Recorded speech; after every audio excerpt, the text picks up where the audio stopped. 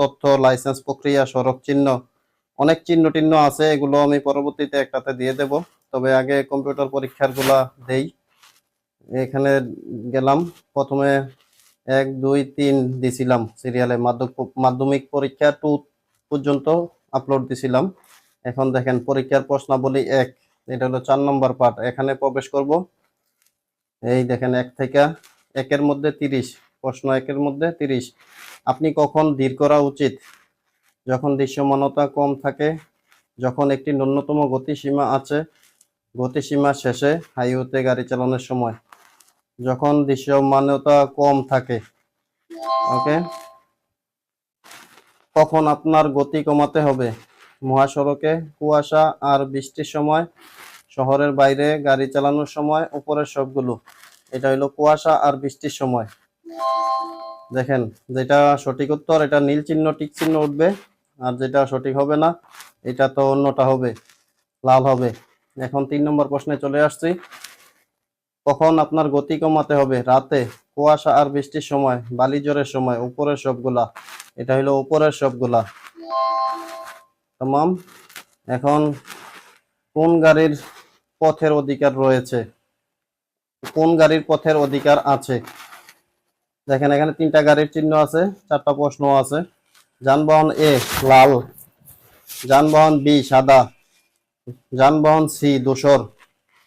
সমস্ত যানবাহন থামাতে হবে এবং চালকদের অবশ্যই চোখের যোগাযোগ করতে হবে।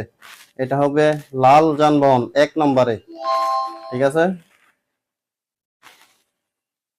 আপনারা প্রশ্নগুলা পড়বেন, প্রশ্নটাই বোঝার চেষ্টা করবেন ভালোভাবে। প্রশ্নটা বুঝতে পারলে উত্তরটা আপনি সহজে দিতে পারবেন। এই জন্য প্রশ্নটার ভিতরে একটু টাইম দিবেন সব সময়। আমি কিন্তু একবার কম্পিউটার পরীক্ষায় ফেল করছি। আমি প্রশ্নগুলা তাড়াহুড়া, আমি তো জানছি যে সব মুখস্থ করে লাইছি, তাড়াতাড়ি কইরা সেরা যাইয়া প্রশ্নটা ভালো করে পড়ি নাই। তো এখন প্রশ্নটা পড়বেন, কেন লাল গাড়ির পথের অধিকার আছে? লাল যানবাহন এ লাল এর পথের অধিকার রয়েছে কারণ এটি প্রথমে চৌরাস্তায় প্রবেশ করে। যানবাহন এ লাল পথের অধিকার রয়েছে কারণ চালক ডান দিকে মোড় নিচ্ছেন যখন অন্য যানবাহন এগিয়ে যাবে।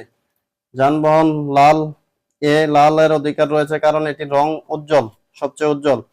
যানবাহন লালের পথের অধিকার রয়েছে কারণ এটি গাড়ি বি সাদা হিসাবে একই সময়ে সংযোগস্থলে পৌঁছায় কিন্তু ডান দিকে রয়েছে। এটা হলো 4 নম্বরটা উত্তর। ঠিক আছে, এই দেখেন সঠিক। ঠিক আছে, এইভাবে প্রশ্নগুলা ভালো করে পড়ার পরে দিবেন। শহরের সীমার বাইরে ছোট যানবাহনের সাধারণ গতি সীমা কত? মানে শহরের সীমার বাইরে, মানে গ্রাম সাইডে অথবা শহরের আউট সাইডে। এটা হইলো এই চিহ্নের পরে অবশ্যই ঠিক 60 কিলোমিটার ঘন্টা গতিতে গাড়ি চালাতে হবে।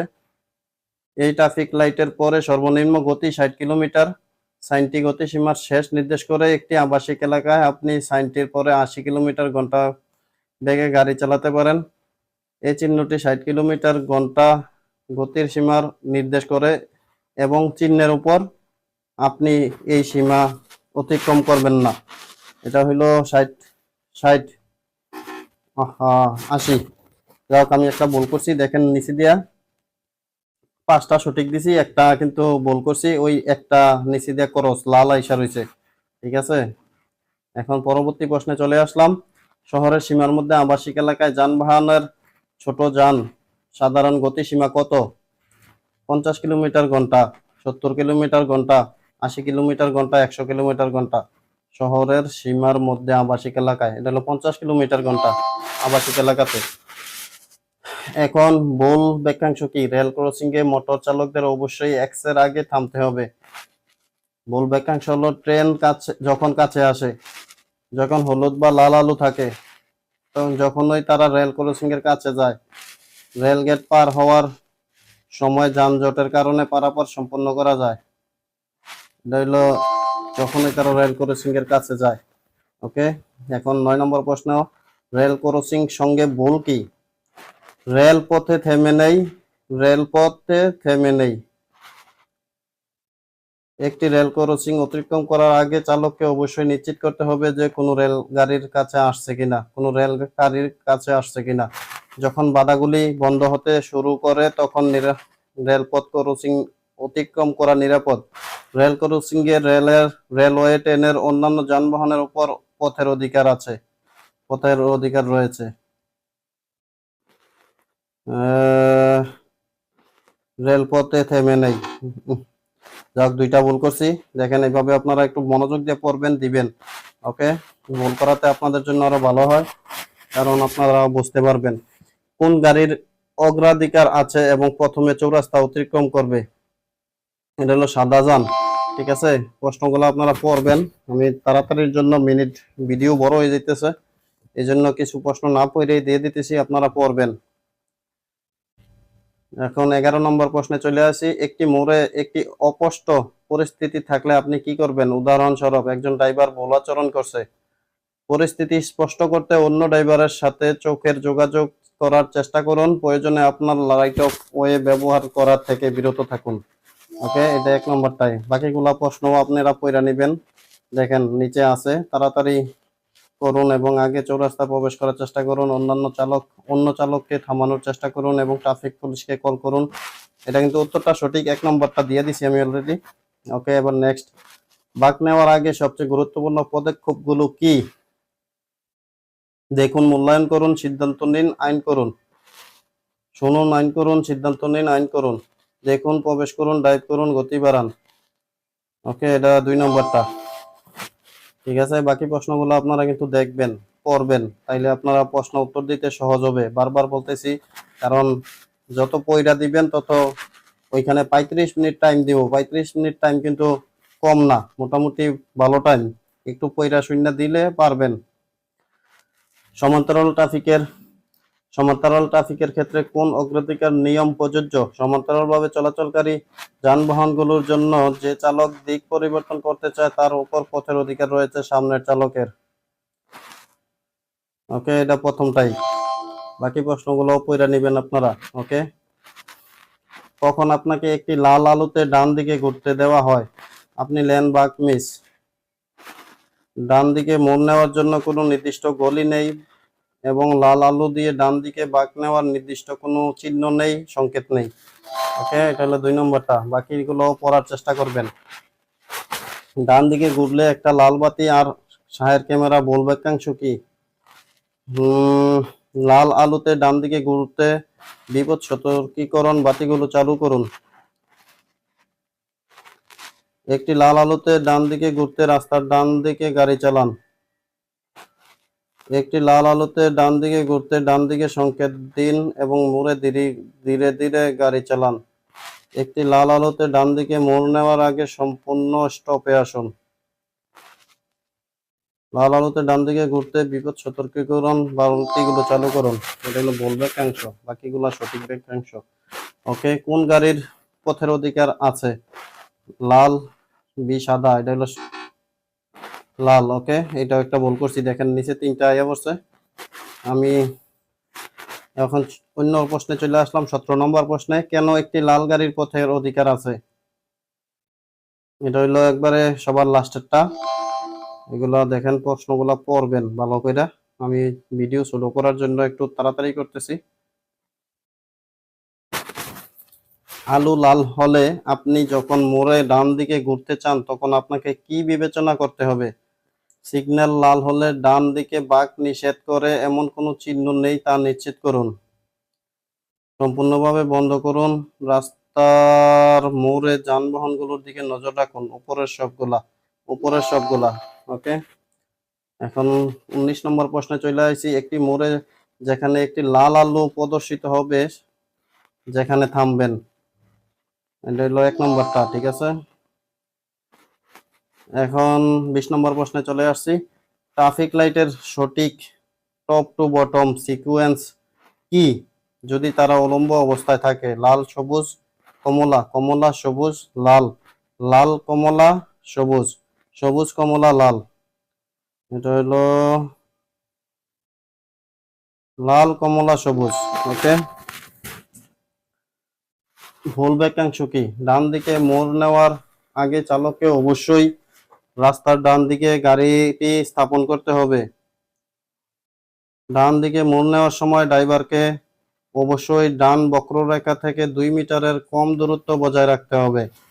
ডান দিকে মোড় নেওয়ার সময় ড্রাইভারকে অবশ্যই রাস্তার ডান দিকে থাকতে হবে এবং একটি তীব্র কোণে ঘুরতে হবে। ডান দিকে তীব্র বাঁক নেওয়ার সময় ড্রাইভারকে পিছনের চাকার দিকে মনোযোগ দেওয়া উচিত। যদি স্টিয়ারিং খুব তাড়াতাড়ি শুরু হয় তাহলে পিছনের চাকা কার্বকে আঘাত করতে পারে। ডান দিকে মোড় নেওয়ার আগে চালককে অবশ্যই রাস্তার ডান দিকে গাড়িটি স্থাপন করতে হবে। এটা হলো 2 নম্বরটা, ঠিক আছে? দেখেন প্রশ্নটা, এই প্রশ্নগুলাই আসবে গুইরা গাইরা, 30টা প্রশ্ন আসবে আপনাদের। এখন 22 নম্বর প্রশ্নে চলে আসছি। কেন সাদা গাড়ির ভি অগ্রাধিকার আছে এবং কেন প্রথমে জংশন অতিক্রম করার অনুমতি দেওয়া হয়? সমস্ত সাদা যানবাহন জরুরি যানবাহন এবং পথের অধিকার রয়েছে। সাদা বাহন এবং ধূসর গাড়ি একই সময়ে চৌরাস্তা পৌঁছাবে, তবে সাদা গাড়িটি ডান দিকে রয়েছে এবং পথের অধিকার রয়েছে। ধূসর গাড়ি চালককে অবশ্যই একটি সিগনালে অপেক্ষা করতে হবে। সাদা গাড়িটি লাল গাড়ির বাম দিকে এবং তাই রাস্তার ডান দিকে রয়েছে। সাদা গাড়িটি লাল গাড়ির বাম দিকে এবং তাই রাস্তার ডান দিকে রয়েছে। সমস্ত সাদা বাহন এবং ধূসর একই সময়ে চৌরাস্তা পৌঁছাবে, তবে সাদা গাড়িটি ডান দিকে রয়েছে এই জন্য।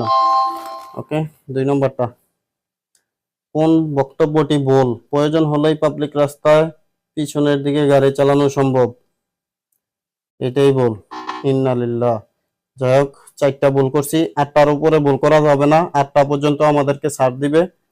ওকে, দেখেন এটার উত্তরটা এখানে দিয়ে দিছে সঠিক। যদি আপনি লেন পরিবর্তন করেন, স্টিয়ারিং হুইল হওয়া উচিত। স্টিয়ারিং হুইলটি খুব ভীষণভাবে সরান, শুধুমাত্র সামান্য ধীরে এবং সুনির্দিষ্টভাবে, বিশেষ করে যদি আপনি দ্রুত গাড়ি চালান। যত তাড়াতাড়ি সম্ভব লেন পরিবর্তন করার প্রয়োজন হলে স্টিয়ারিং হুইলে দ্রুত এবং ছোট গতি তৈরি করুন।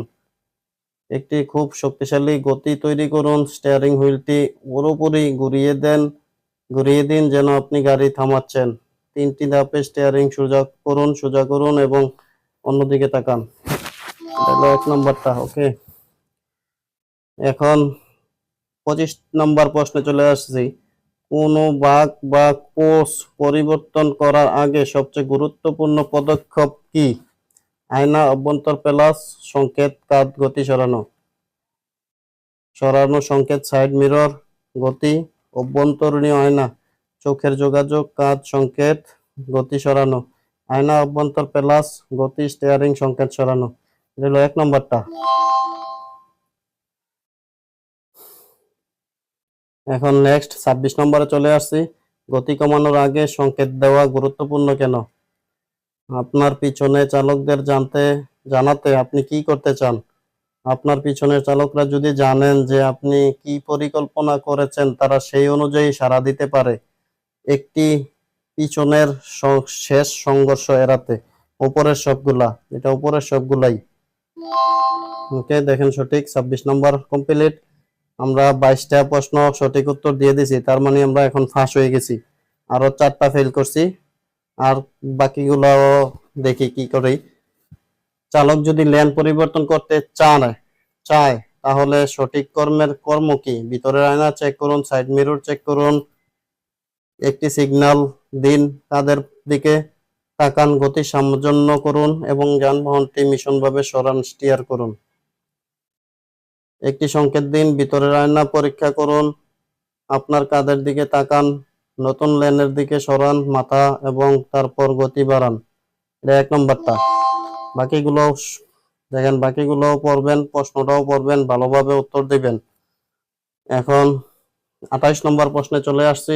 আপনি যদি আপনার কাঁধ পরীক্ষা করেন, আপনি ঠিক কি করবেন?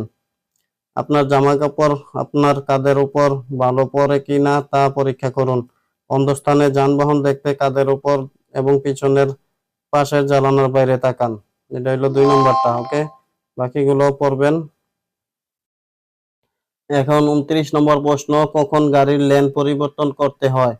যখন চালককে বাধা এড়াতে হয়, বাঁক নেওয়ার আগে সঠিক লেনটি বেছে নেওয়ার সময়, ধীরগতির যানবাহন অতিক্রম করার সময় উপরের সবগুলা। তামাম। এখন আমরা লাস্ট প্রশ্নে চলে আসছি, 29 নম্বর শেষ, তার মানে 30 নম্বরে আসছি। এই দেখেন 30 নম্বর প্রশ্ন, সঠিক বক্তব্য কি? যানবাহন এ লাল এর পথের অধিকার রয়েছে কারণ ড্রাইভার এগিয়ে যেতে থাকবে। লালের পথিকার অধিকার রয়েছে কারণ এটি সবচেয়ে উন্নত। যানবাহন বি সাদা এর পথের অধিকার রয়েছে কারণ এটি বাম দিক থেকে আসছে। যানবাহন বি সাদা এটির পথের অধিকার আছে কারণ এটি প্রধান সড়কে ভ্রমণ করছে। এটা হলো 4 নম্বরটা, সবার লাস্টেরটা হলো সঠিক উত্তর। এই দেখেন আমি সঠিক উত্তর দিয়ে দিছি, কর্নারে দেখেন 26টা সঠিক হয়েছে, 4টা বল। এখন আমি দেখেন ব্যাক গেলে আমাকে বলবে যে আমি সাকসেস হয়েছি। এই দেখেন ফলাফল 87% উইন হয়েছি আমি। Excellent work, you be successful proceed the test.